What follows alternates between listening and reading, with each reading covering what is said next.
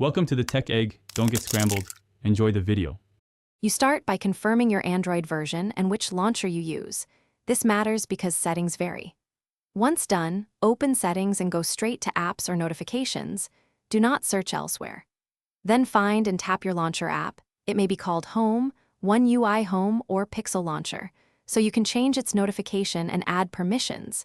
This first step gives you control over what shows on your home screen and why ads may appear.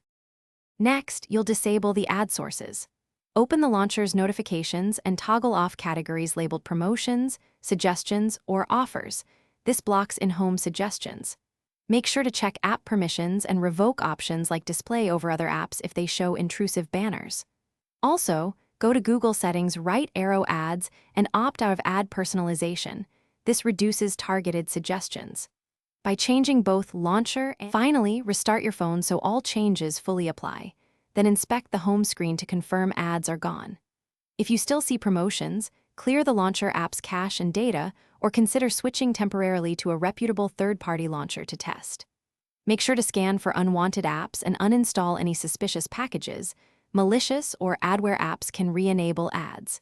If nothing works, factory reset as a last resort, but backup data first. This usually removes persistent ad sources.